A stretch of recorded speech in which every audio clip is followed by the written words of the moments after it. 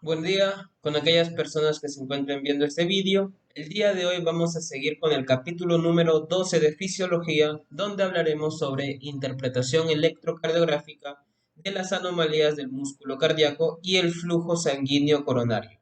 Hablaremos sobre el análisis vectorial, que va muy de la mano con el EKG para poder ubicarnos donde se encuentre la lesión. Recuerden suscribirse, activar la campana para que les llegue la notificación de los siguientes vídeos, dejar su like en caso que les haya agradado la ponencia y recuerden también que en la descripción hay un link Drive donde van a tener a su disposición todas las diapositivas que les presento en los vídeos. Mi nombre es Fuentes Juárez Christopher Luis, estudiante del 12º ciclo de Medicina Humana en la Universidad César Vallejo.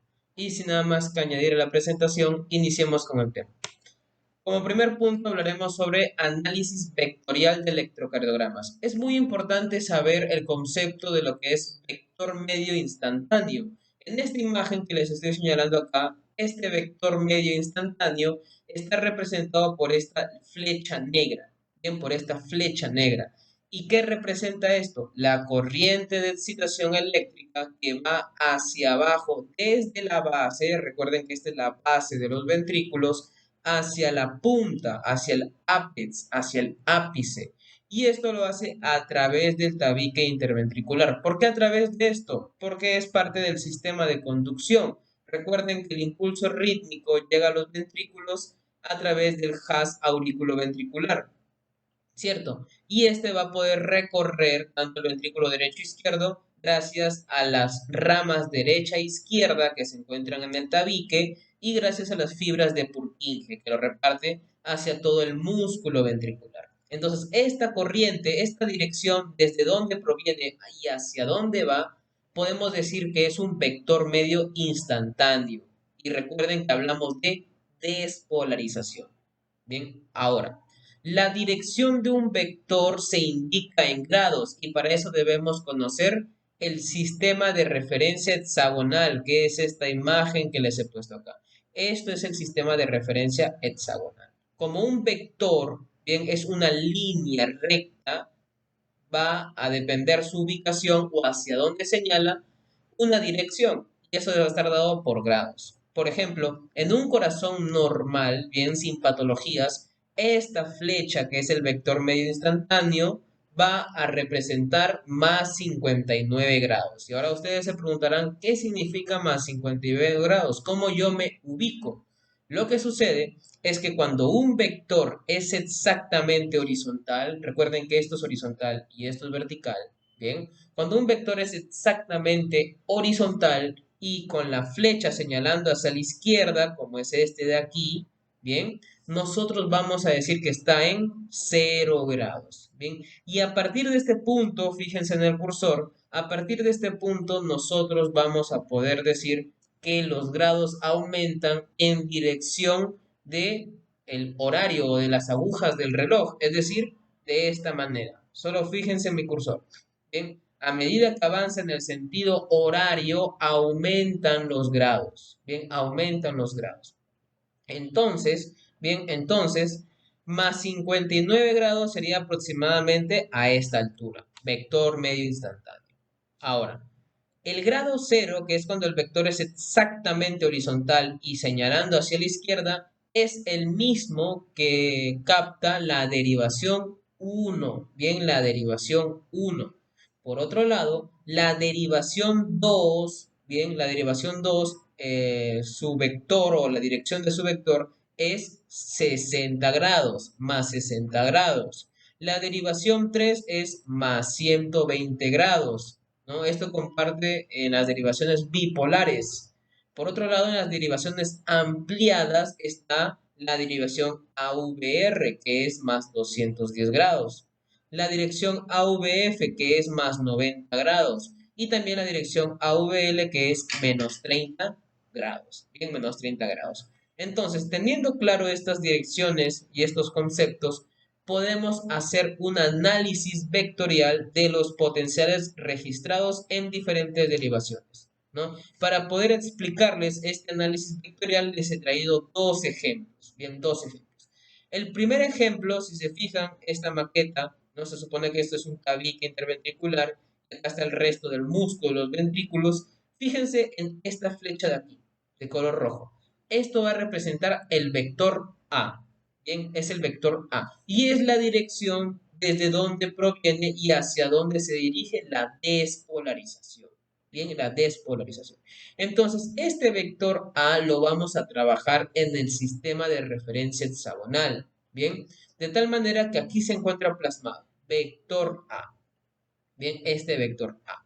Ahora, a partir de este vector A se va a trazar una línea perpendicular, que es este de aquí, que va a ir hacia el eje de la derivación 1. Bien, hacia el eje de la derivación 1.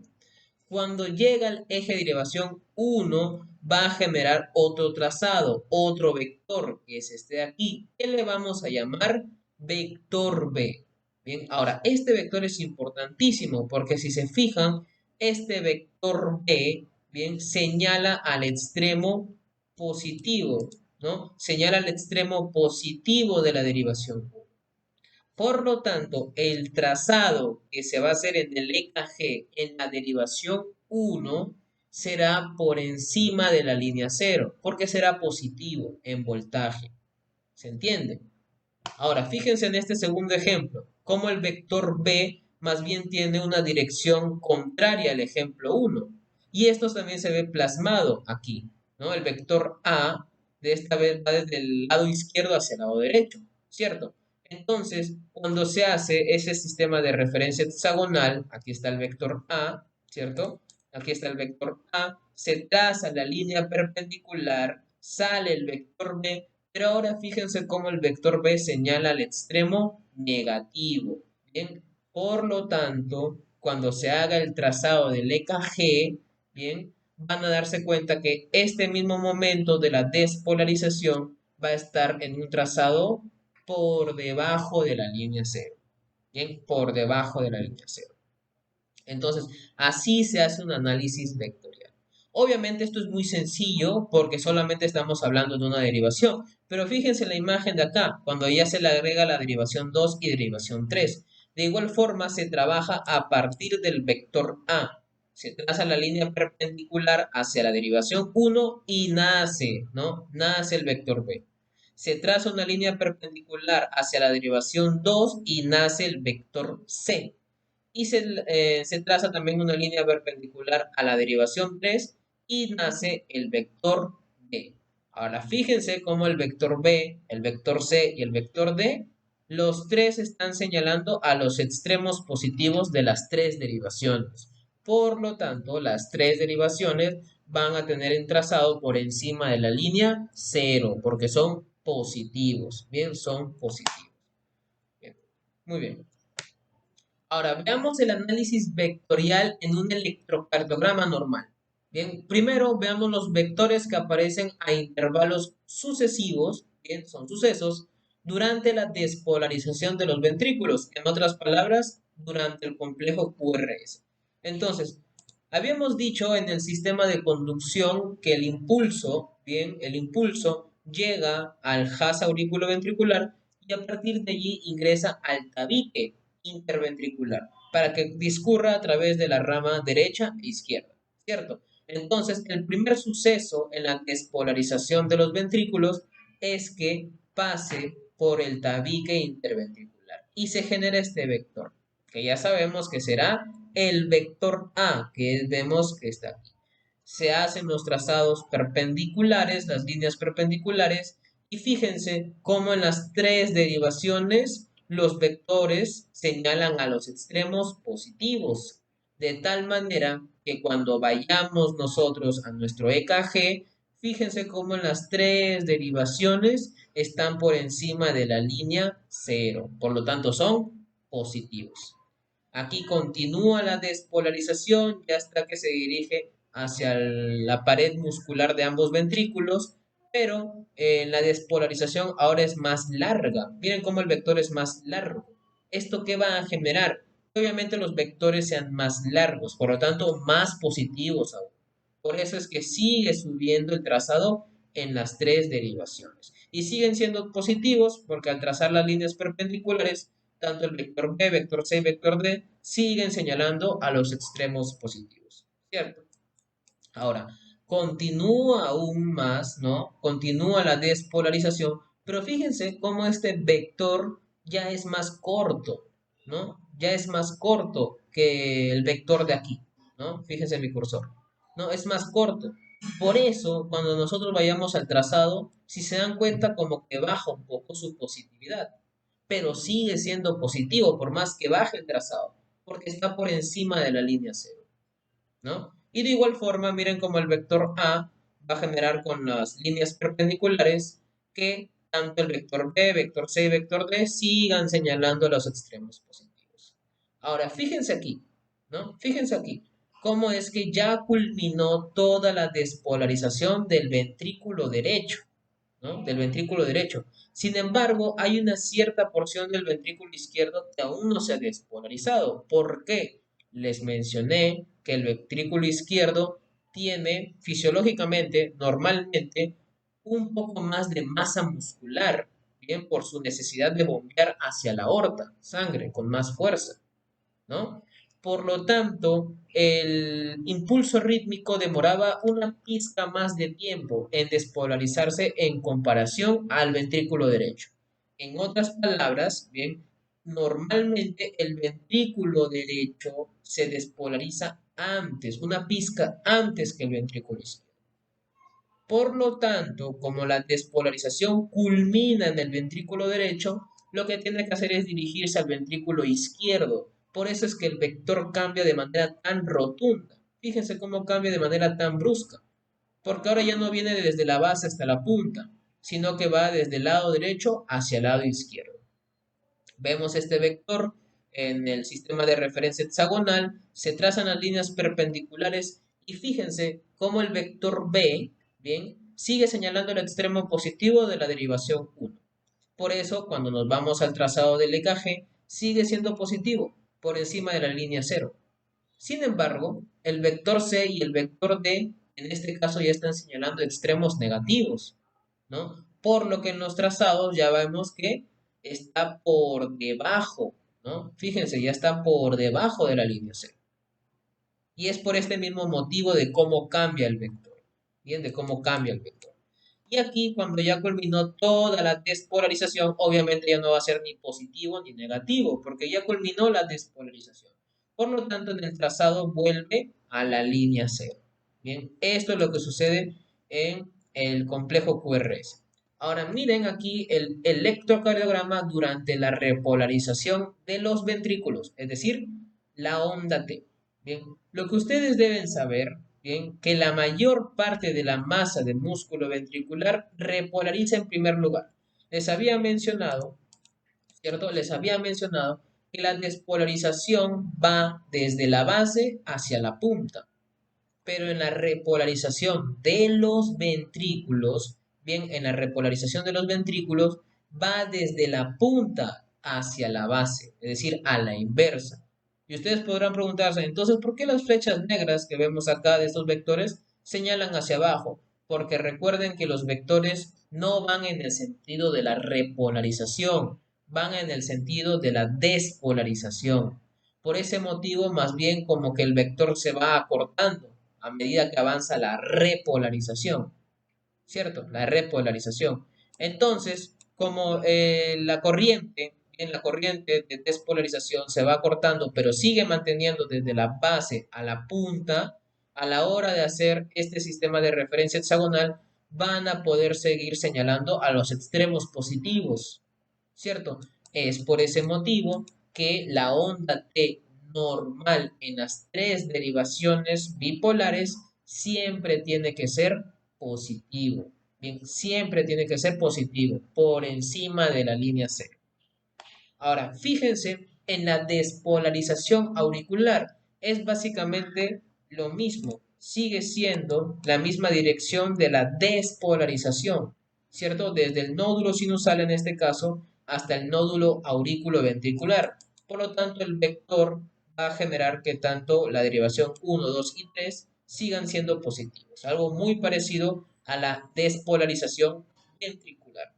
La diferencia aquí Bien, la diferencia aquí en las aurículas es que la zona de las aurículas que se repolariza antes es la región del nódulo sinusal.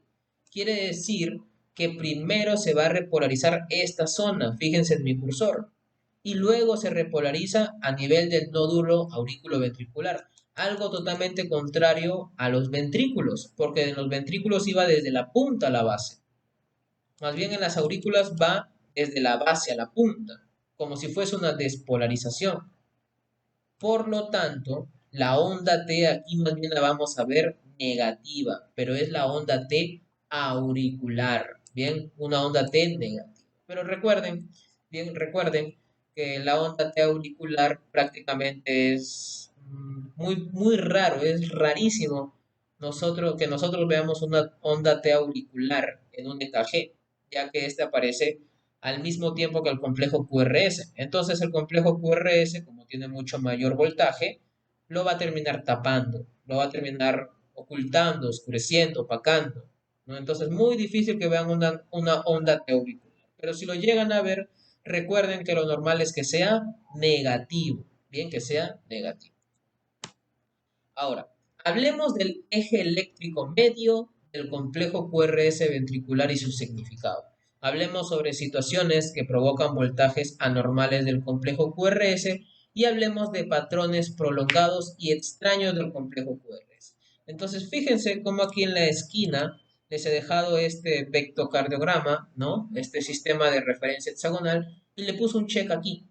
El motivo es para que ustedes comparen esta imagen que es lo normal. Miren el vector medio instantáneo que es de 59, que les dije que era lo normal, para que lo comparen con estos de aquí que vamos a ir analizando y vean la gran diferencia.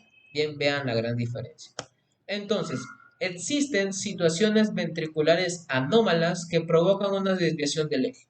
Bien, puede ser, por ejemplo, en alteraciones de la posición del corazón en el tórax, ¿no? Este eje puede desplazarse hacia la izquierda, es decir, que ya no sea 59 grados, sino que tal vez sea 40 grados o sea 30 grados. Y eso va a generar un cambio, por supuesto.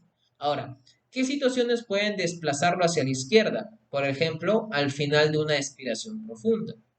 La persona que se agacha porque el contenido abdominal comprime el diafragma hacia arriba y eso obviamente desplaza el corazón.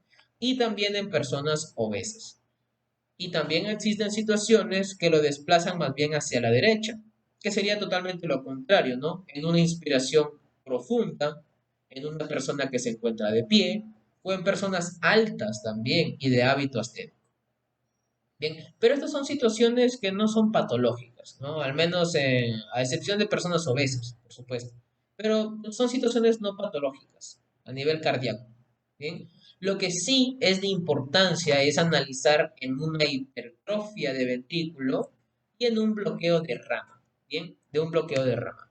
En caso de hipertrofia de un ventrículo, nos dice que el eje del corazón se desplaza hacia el ventrículo hipertrofiado. Bien, hacia el ventrículo hipertrofiado. Ya puede ser al ventrículo izquierdo o al ventrículo derecho. Entonces, veamos en el ejemplo 1 de una hipertrofia del ventrículo izquierdo. Bien, como dice que el eje del corazón se desplaza hacia el ventrículo hipertrofiado, nos da a entender que una hipertrofia del ventrículo izquierdo genera ¿qué? Desviación hacia la izquierda, ¿no? Es por esto que aquí en el ejemplo, miren que se supone que este es el vector A, ya no es de 59 grados, sino se desplazó bastante hacia la izquierda, o en sentido antihorario si quieren llamarlo así. De tal manera que está a la altura de menos 15 grados. Bien, está de menos 15 grados, ¿no? Entonces, a la hora de generar los trazados perpendiculares, fíjense cómo el vector B sigue señalando el extremo positivo. No hay ningún cambio allí, al menos con la desviación del eje. Pero fíjense cómo cuando hace una línea perpendicular hacia la derivación 3, el vector en este caso señala al extremo negativo, bien, al extremo negativo, por lo que durante el trazado del EKG, fíjense cómo el vector, perdón, la derivación 1 y la derivación 2 son positivos, pero la derivación 3 ya tiene un complejo QRS negativo. Entonces, cuando ustedes vean este patrón, bien, cuando ustedes vean este patrón, donde la derivación 1 y 2 tienen QRS positivo, pero solamente la derivación 3 tiene un complejo QRS negativo, ustedes ya pueden sospechar de hipertrofia de ventrículo izquierdo. Bien, todo simplemente con haber comprendido esta vectocardiograma, ¿no? Este sistema de referencia. Ahora, ¿qué sucede más bien en una hipertrofia de ventrículo derecho? Obviamente, el vector A ya no es de 59, ¿no? Hacia la derecha. Fíjense, mi cursor va hacia la derecha. De tal manera que en este ejemplo fue muy intenso, si se dan cuenta, ¿no? Ya no está más o menos a esta altura, sino tuvo un desplazo hacia la derecha, intenso, de tal manera que llegó aproximadamente a más 170 grados, ¿bien? Más 170 grados. De igual forma, se trazan las líneas perpendiculares y fíjense cómo aquí el vector B señala el extremo negativo de la derivación 1, por lo que el complejo QRS de la derivación 1 es negativo. Fíjense, acá está, negativo. Pero la línea perpendicular a la derivación 3 hace que su vector siga señalando el extremo positivo, por lo que la derivación 3 es un complejo QRS positivo. Entonces, el patrón para hipertrofia de ventrículo derecho es un complejo QRS negativo en derivación 1, pero un complejo QRS positivo en derivación 3. Bien, en derivación 3. Ahora, causas de una hipertrofia de ventrículo izquierdo, porque esto no es un diagnóstico. Bien, hipertrofia de ventrículo izquierdo no es un diagnóstico, es un hallazgo, bien, es un hallazgo que te puede indicar enfermedades u otros diagnósticos o causas de esto, como por ejemplo hipertensión, estenosis valvular aórtica, insuficiencia valvular aórtica o cardiopatías congénitas. Y en caso de hipertrofia de ventrículo derecho, estenosis congénita de válvula pulmonar, la famosa tetralogía del Fallot o una comunicación interventricular. Bien, entonces esta es la manera como ustedes pueden sospechar de hipertrofia ventricular solamente hablando de la desviación del eje. Bien, porque existen otros parámetros por los que ustedes pueden sospechar de hipertrofia. Por ejemplo, en hipertrofia hay un aumento del voltaje, ¿no? Les dije en el video pasado que lo normal es que sea de 1 a 1.5. Bien, de 1 a 1.5. Por lo que si hacemos una sumatoria, a lo mucho debe ser de 3 milivoltios, ¿no? Aproximadamente. Pero cuando hacemos la sumatoria de las tres derivaciones y vemos que supera los 4 milivoltios, ustedes ya sospechan de que probablemente hay hipertrofia de algún ventrículo. Bien, el motivo es por qué. Porque como es mayor músculo, bien, es un músculo más grande, así como aquellos que van al gimnasio y tienen un músculo más grande, tienen más fuerza. Por lo tanto, el corazón, al tener un músculo más grande, dicho ventrículo, contrae con más fuerza, ¿cierto? Y si contrae con más fuerza, quiere decir que contrae con mayor voltaje. Entonces, veremos un aumento de voltaje en hipertrofia ventricular. Y si por eso no fuera poco, ustedes también pueden ver que hay una prolongación de la conducción. ¿Por qué? Porque hay un trayecto más largo que debe recorrer el impulso. Entonces el complejo QRS trata de durar un poquito más de lo normal. Se supone que el complejo QRS dura de 0,06 a 0,08. Es decir, a lo mucho 2 mini cuadraditos o mini cuadrados, ¿cierto? Pero como el músculo es más grueso, bien, el impulso debe recorrer un poquito más, entonces se hace más prolongado, de tal manera que el complejo QRS dura de 0,09 a 0,12 segundos en una hipertrofia. Entonces tienen tres claros parámetros para poder diagnosticar esta hipertrofia desde el EKG. Bien, la desviación del eje, el aumento del voltaje y la prolongación del complejo QRS. Bien, ahora, ¿qué sucede en un bloqueo de rama más bien? Nos dice que el eje del corazón se desplaza hacia el ventrículo normal. Bien, el eje se desplaza hacia el ventrículo normal. Por ejemplo, ¿qué sucede en un bloqueo de rama izquierda, como lo veremos en este ejemplo de aquí? Bien, lo que sucede es que la despolarización se propaga al ventrículo derecho 2 o 3 veces más rápidamente que al ventrículo izquierdo, provocando que el lado derecho sea electronegativo y el izquierdo electropositivo, generando una desviación hacia la izquierda. Bien, para que se entienda, lo que sucede en un bloqueo de rama es prácticamente esto que sucede aquí, pero mucho más exagerado. Bien, mucho más exagerado. Se supone que aquí el ventrículo derecho se despolariza antes que el ventrículo izquierdo porque el ventrículo izquierdo tiene cierto grosor mayor, ¿no? Normalmente. Pero ¿qué pasa si más bien la rama izquierda, bien, la rama izquierda a nivel del tabique interventricular está bloqueada? El impulso va a pasar para nada, no pasa para nada, ¿cierto? O apenas pasará un poquito. Entonces el ventrículo izquierdo no se despolariza prácticamente nada, ¿no? ¿Qué es lo que le toca al ventrículo izquierdo? Esperar que el ventrículo derecho se despolarice del todo para que así recién vaya desde el lado derecho hacia el lado izquierdo. Y es justamente lo que vemos en este vectocardiograma. Fíjense cómo el vector A se encuentra a esta altura, aproximadamente menos 50 grados. ¿Cierto? Menos 50 grados. Y fíjense cómo señala hacia el lado izquierdo, porque la despolarización va desde el lado derecho hacia el lado izquierdo. ¿Se entiende? Entonces, al momento de generar las líneas perpendiculares, fíjense cómo el vector B señala al extremo positivo. Y también fíjense cómo el vector D señala el extremo negativo de la derivación 3. Por lo que el patrón será que la derivación 1 tiene un complejo QRS positivo y la derivación 3 tiene un complejo QRS negativo. ¿Bien? ¿Qué sucede más bien en bloqueo de rama derecha? Como lo vemos aquí. Hay una intensa desviación del eje hacia la derecha. Prácticamente lo mismo, ¿no? Prácticamente lo mismo que aquí, solo que en vez de señalar hacia la izquierda este vector, señala hacia la derecha y de una manera más exagerada, ¿verdad? Entonces fíjense cómo el vector A más bien está señalando hacia la derecha, porque la despolarización proviene desde la izquierda. Bien, de igual forma, se trazan las líneas perpendiculares, ¿verdad? Miren cómo el vector B más bien ahorita señala al extremo negativo de la derivación 1 y el vector D señala el extremo positivo de la derivación 3.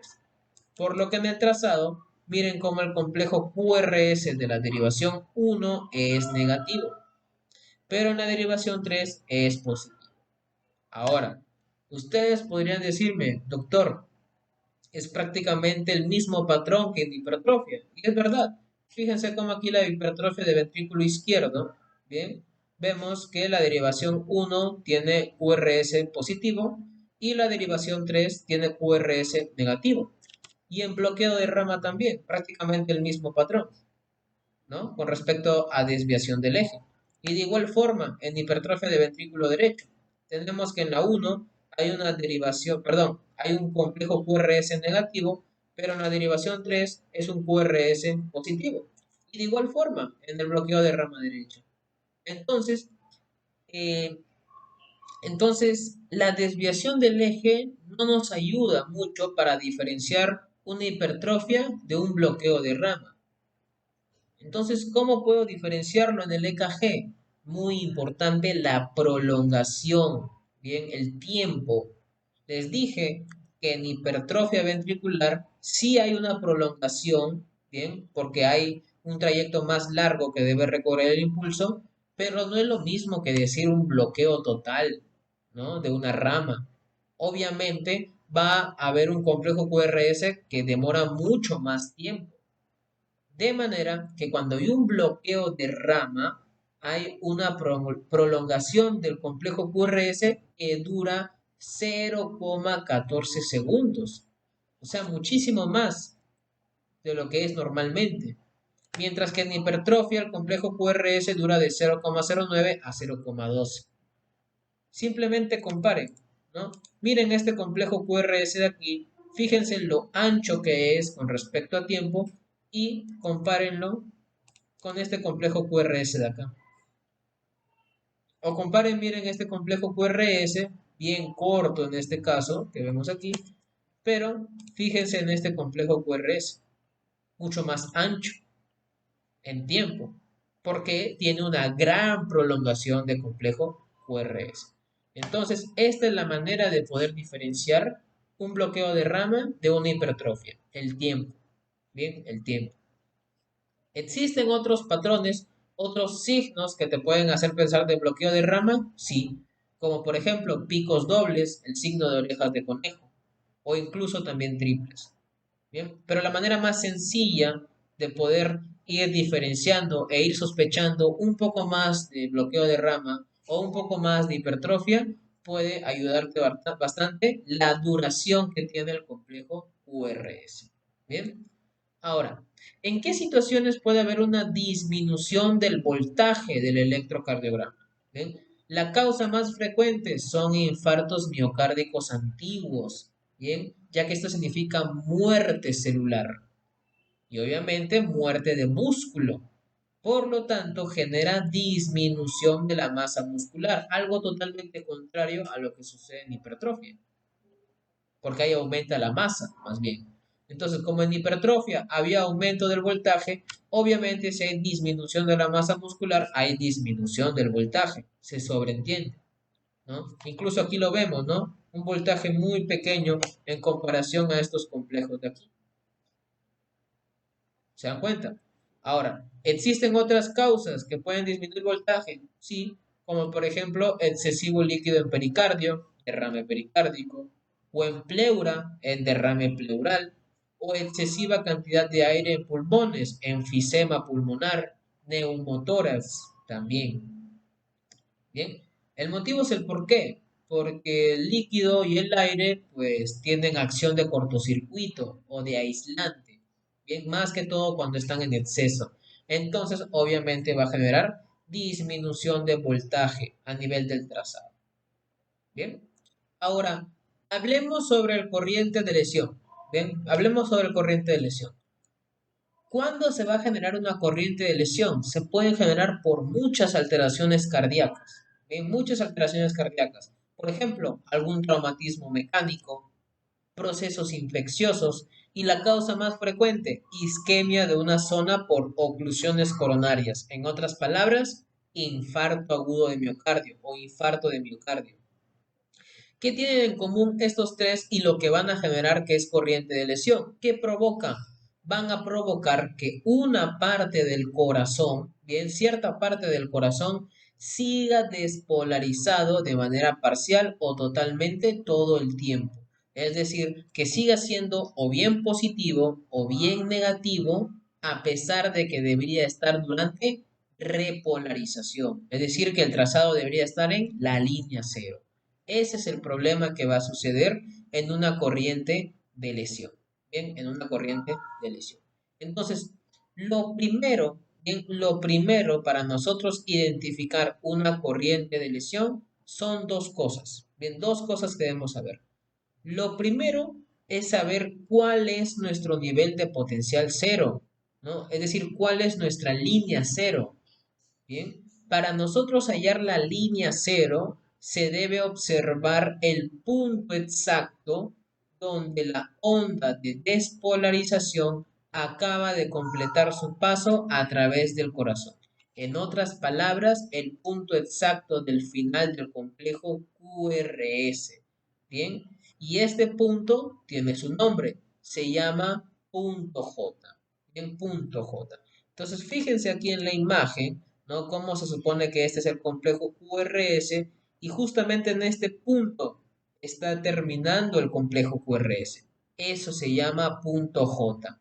Y a partir de este punto J se traza toda una línea horizontal, ¿no? Fíjense toda esta línea horizontal. ¿Bien?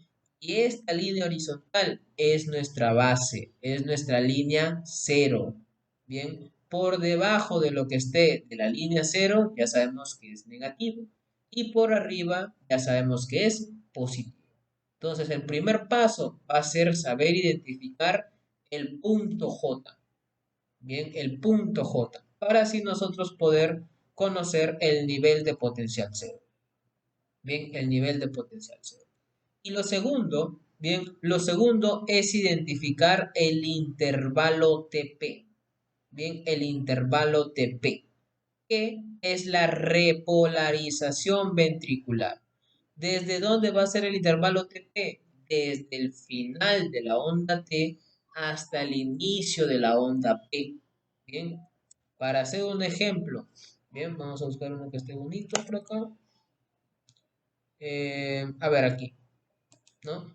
Para que sea un ejemplo, se supone que a esta altura debería estar el punto J, esto es la onda T, aquí está la onda P, este pequeño trayecto que vemos acá es el intervalo TP, ¿bien? Es el intervalo TP. Entonces, teniendo claro estos dos conceptos para saber cuál es el punto J y determinar el nivel de potencial cero y conocer el intervalo TP, se les va a hacer muy sencillo comprender corriente de lesión. Bien, entonces vamos allá. Dice, el infarto reciente en la base del ventrículo izquierdo, como es en este ejemplo, acá está la lesión, ¿no? Fíjense cómo está ocurriendo toda la repolarización aquí, pero esta zona que es donde ocurre la isquemia o la lesión, bien, se mantiene despolarizado todo el tiempo.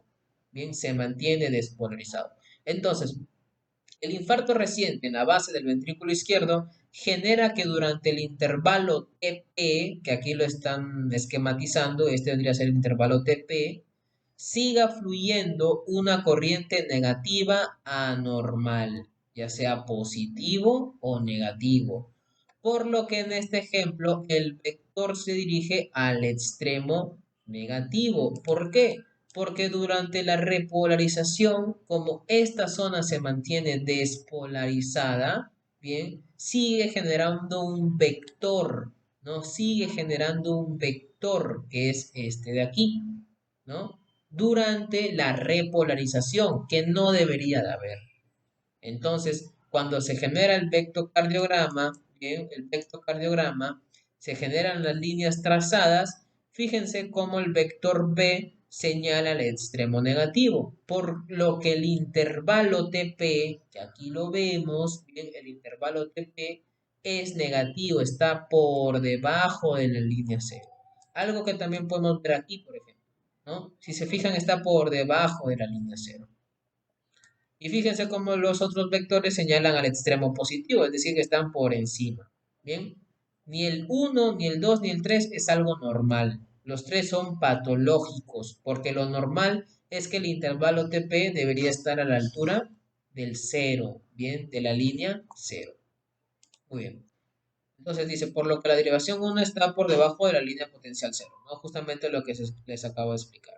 Ahora, ¿qué sucede si el vector se extiende desde el lado derecho hacia la izquierda? Bien, como en el ejemplo de aquí que está en menos 30 grados. Quiere decir que la zona lesionada obviamente es el lado derecho, porque sigue despolarizándose. Bien, durante la repolarización, supuestamente. Bien, durante la repolarización. Entonces, fíjense cómo este vector es de menos 30 grados. Bien, quiere decir que el extremo negativo del vector señala hacia la zona despolarizada de manera permanente, lesionada de los ventrículos. Bien, lesionada de los ventrículos. Fíjense cómo se generan las líneas perpendiculares, ¿no? La derivación 1 señala al extremo positivo, por lo que vamos a ver que el intervalo TP, que aquí está bien clarito, que es este aquí, es positivo, porque está por encima de 0. Mientras que la derivación 3 señala el extremo negativo. Y fíjense cómo el intervalo TP, que aquí está, es debajo de la línea 0. Bien, entonces muy importante conocer cuál es nuestra línea 0. Importante también es reconocer el intervalo TP. Bien, reconocer el intervalo TP para poder identificar una corriente de lesión.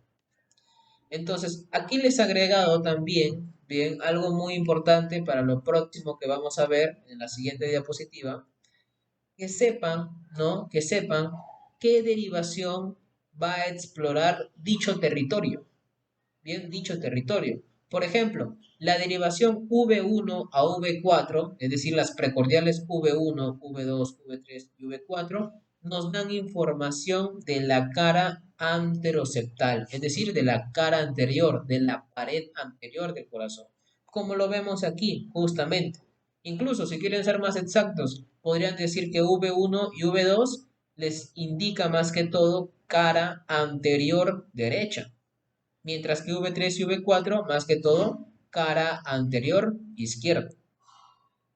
Por otro lado, la derivación 1, que es esta de aquí, con la derivación AVL, les da información de la cara lateral alta, como lo vemos acá. Por otro lado, la derivación V5 y V6, la cara lateral baja más bien, ¿no? La cara lateral baja. Y la derivación 2, 3 y AVF, la cara inferior, es decir, la punta. Entonces, si se fijan, ninguna derivación está explorando directamente, está explorando directamente la cara posterior del corazón, porque esto no puede ser posible. Entonces, ¿yo cómo puedo interpretar la cara posterior? Usando también la derivación V1 a V4. Pero ustedes dirán, pues se supone que lo que está explorando es la cara anterior. Ah, lo que sucede es que vamos a utilizar estas derivaciones V1 a V4 de manera inversa. Bien, de manera inversa.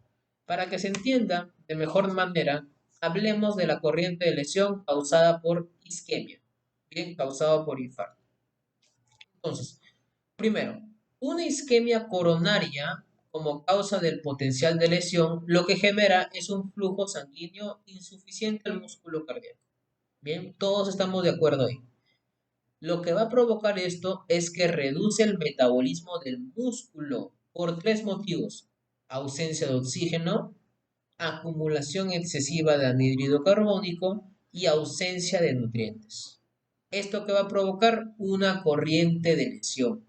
¿Y qué es la corriente de lesión? Una despolarización continua de todo el tiempo, por lo que una parte del corazón no es capaz de repolarizarse. ¿Y esto qué va a generar? Que se altere el intervalo TP. Bien, que se altere el intervalo TP. Ahora, fíjense aquí, en el ejemplo número 1 nos dice que este es un EKG de un infarto agudo de la pared anterior. Bien, de la pared anterior. Entonces, nos dice, en relación al nivel potencial 0, punto J de la derivación 2, que es esta de aquí, bien, se identifica un intenso potencial de lesión negativo. Entonces, vamos a analizar, ¿no? El primer paso, como les dije, ¿cuál es? Se supone que es identificar el punto J. Entonces, aquí está el complejo QRS y cuando culmina el complejo QRS, prácticamente a esta altura, se traza una línea horizontal.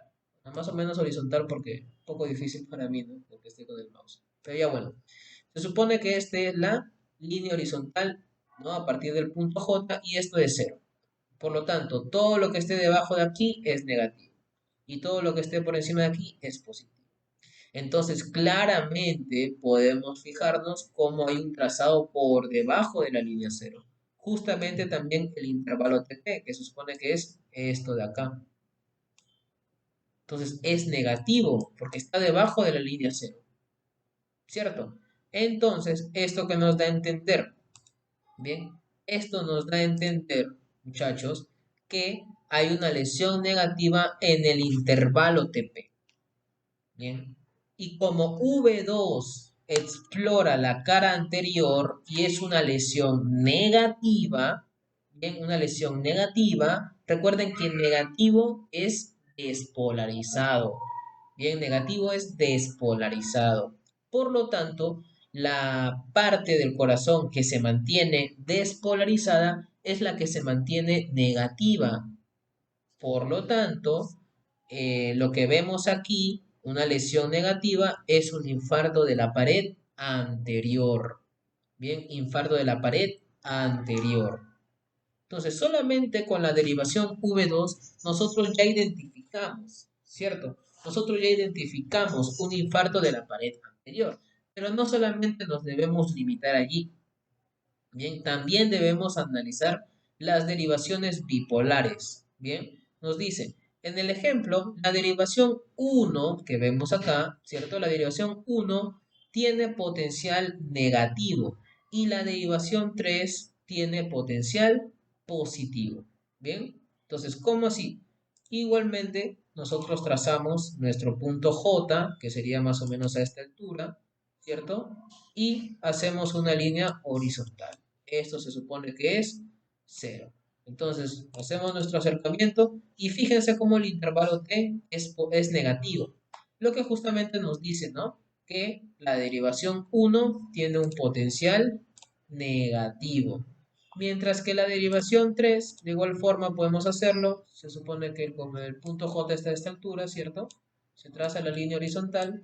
Y fíjense cómo el intervalo TP, que es este de aquí, es positivo. Entonces, estamos viendo la derivación 1 con una lesión negativa y la derivación 3 con una lesión positiva. Bien, esto que nos da a entender, el vector está aproximadamente a más 150 grados en este ejemplo, ¿no? El vector está más a 150 grados. Se trazan las líneas perpendiculares y es lo mismo que vemos acá. ¿Cierto? Es lo mismo que vemos acá. ¿Esto qué nos da a entender? Bien, nos da a entender que como el vector está señalando al lado derecho, bien, el vector está señalando al lado derecho, quiere decir que la despolarización se dirige hacia el lado derecho. Pero el origen, el problema, ¿no? ¿Dónde inicia? En el lado izquierdo. ¿Cierto? En el lado izquierdo. De tal manera, nuestra conclusión final, primero es que es un infarto de la pared anterior, gracias a lo que analizamos acá. Pero este infarto de la pared anterior es secundario a una trombosis de la rama descendente anterior de la arteria coronaria izquierda, del lado izquierdo. Entonces, este es un análisis completo de un infarto a partir de una derivación precordial y las derivaciones bipolares. Bien, ahora, ¿qué sucede más bien en un infarto de la pared posterior? ¿No? Fíjense cómo aquí más bien hay una lesión positiva en la derivación V2. ¿No? Trazamos, el punto J debería estar más o menos a esta altura, ¿cierto? Ahí está el punto J, al final del complejo QRS. Trazamos nuestra línea 0 y fíjense cómo el intervalo TP, que es este de acá, es positivo. Entonces, V2 nos da a entender que durante el intervalo TP es positivo. ¿Y qué quiere decir que sea positivo? Que está repolarizado. Bien, entonces, si es que la cara anterior, ¿no? Que es la derivación V2 que explora, la cara anterior está repolarizado, ¿esto qué nos da a entender? Que la despolarización, bien, se dirige hacia la pared posterior, ¿correcto? Entonces, solamente con esto nosotros podemos decir que es un infarto de la pared posterior, ¿bien? De la pared posterior. Asimismo, en el ejemplo, vemos cómo la derivación 2 y 3 tienen un potencial negativo. Claramente se ve el potencial negativo. No, se supone que más o menos a esta altura debería estar el punto J, ¿no? Más o menos. Por acá está el punto J. Y acá está el intervalo TP. Entonces, claramente es negativo los intervalos TP en derivación 2 y 3. ¿Bien? Por lo que el vector en este ejemplo es de menos 95 grados y la flecha señala hacia arriba, hacia la base de los ventrículos, si quieren llamarlo. Por lo tanto, esto que nos da a entender que la despolarización va hacia la base, bien, va hacia la base, pero realmente el problema es en la punta, en el ápice, ¿cierto? Porque ahí es donde se mantiene despolarizado, ese es el origen. Por lo que la conclusión es que es un infarto de la pared posterior, ¿no? Un infarto cercano a la punta, ¿cierto? En la pared posterior del ventrículo izquierdo, bien, del ventrículo izquierdo. Entonces, así es el análisis, muchachos, para poder saber sobre un infarto agudo de pared anterior, muy importante reconocer esto, y de pared posterior, de pared posterior. Sé que es muy tal vez complicado, y sí, sí lo es, pero es cuestión de irlo repasando y repasando, viendo otros EKG, viendo otros casos clínicos, ¿no? Bastantes, y les aseguro que al final va a ser relativamente sencillo, ¿no? Porque no deja de ser algo tedioso, no deja de ser algo tedioso. Ahora, veamos la progresión del EKG durante y después de una trombosis coronaria aguda. ¿Bien? Entonces, fíjense cómo aquí hay un trazado totalmente normal, ¿verdad? Aquí está la onda Q, la onda R, ¿no? Y aquí está la onda T. Un intervalo TP normal, tranquilo, ¿no? Entonces, fíjense cómo se supone que esta es una derivación V3, ¿no? Vemos un potencial de lesión intenso inmediatamente después del episodio agudo. Entonces, aquí también podemos analizar, ¿no? Más o menos aquí está el punto J a esta altura aproximadamente, ¿no? Más o menos. Aquí se supone que es 0. Y fíjense cómo el intervalo TP, bien, es totalmente negativo. Bien. Y si V3, bien, es negativo y se supone que V3 es cara anterior, ¿cierto? Y si se mantiene negativo, ¿qué quiere decir? Que se mantiene despolarizado, ¿cierto? Por lo tanto, estaríamos hablando de un infarto agudo en la pared anterior. ¿Se entiende? De la pared anterior. Ahora, fíjense cómo semanas después, bien, la lesión va disminuyendo bastante. Bien, va disminuyendo bastante. Pero, por más que pasen años, como lo vemos aquí, el trazado no vuelve a ser el mismo. Bien, el trazado no vuelve a ser el mismo. ¿Por qué se recuperó? Porque hizo un flujo sanguíneo coronario colateral nuevo, pero no vuelve a ser la misma irrigación, obviamente que de manera natural. Entonces el trazado prácticamente no vuelve a ser el mismo que antes del episodio del infarto. Esto es para que entiendan cómo es la progresión. Finalmente hablemos sobre anomalías de la onda T. Bien, pueden haber efectos de la conducción lenta de la onda de despolarización sobre las características de la onda T. Por ejemplo, en caso de un complejo QRS muy prolongado, como es en un bloqueo de rama, ¿cierto? Como es en un bloqueo de rama, ¿no? Vemos aquí en el ejemplo que hay un bloqueo de rama izquierda, claramente por el patrón y además por la prolongación, la larga prolongación del complejo. Bien, entonces dice, hay un bloqueo de rama izquierda, lo que hace que el ventrículo izquierdo se despolarice 0,08 segundos después que el ventrículo derecho, ¿cierto? Por lo que hay un intenso vector hacia la izquierda, como lo vemos aquí. De igual manera, el ventrículo derecho comienza a repolarizarse mucho antes que el izquierdo, por lo que el vector está desviado hacia la derecha. ¿Esto qué va a provocar? Que la onda T, lo vemos aquí, la onda T siempre o casi siempre sea inverso al complejo QRS, ¿no? Vemos como aquí en la derivación 1 el complejo QRS es positivo, a esta altura está el punto J y miren cómo la onda T es negativa. O fíjense acá, en la derivación 3, complejo QRS negativo y una onda T claramente positiva. Entonces está inverso a esto. Bien, está inverso a esto. Este puede ser una anomalía de la onda T.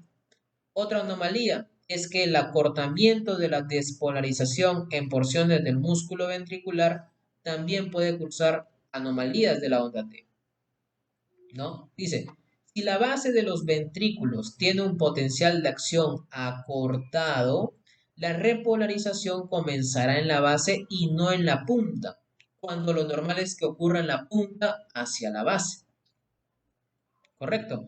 Por lo que el vector se dirigirá desde la punta hacia la base, ¿bien? Por lo que la onda T sería negativa en las tres derivaciones. ¿Cómo lo vemos acá? ¿No? Una onda T negativa, pero en las tres derivaciones, no como aquí, ¿bien? Que era solamente inverso. Entonces vamos a ver una onda T negativa en las tres derivaciones. Causas que pueden hacer esto, por ejemplo, una isquemia leve, que puede ser producida por estenosis coronaria progresiva crónica, oclusión coronaria aguda, espasmo de las arterias coronarias o alguna insuficiencia coronaria, causa más frecuente. O también puede ser por una sobredosis de digitálicos, que es un grupo farmacológico que lo utilizan para insuficiencia cardíaca congestiva.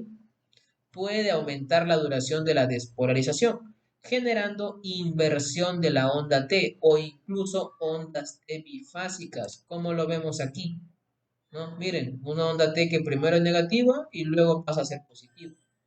Bifásico, bien bifásico. ¿Te hace sospechar de qué?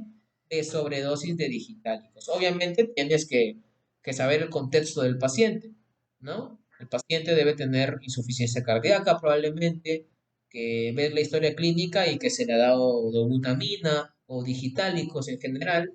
Entonces ahí asocias. Probablemente hay una sobredosis de digitálicos, una toxicidad. Y bien, eso fue todo con respecto a este capítulo. Recuerden que como referencia bibliográfica utilizo Guyton, Fisiología Médica de Guyton. Recuerden suscribirse, activar la campana para que les llegue las notificaciones de los siguientes vídeos, dejar su like en caso que les haya agradado la ponencia y recuerden también que hay un link Drive que les va a llevar a tener la disponibilidad de las diapositivas que les presento. Bien. Nos vemos en el siguiente vídeo, que es el capítulo 13, donde hablaremos sobre arritmias cardíacas y sus interpretaciones electrocardiográficas. Y pues nada, espero que les haya agradado la ponencia. Muchísimas gracias por ver.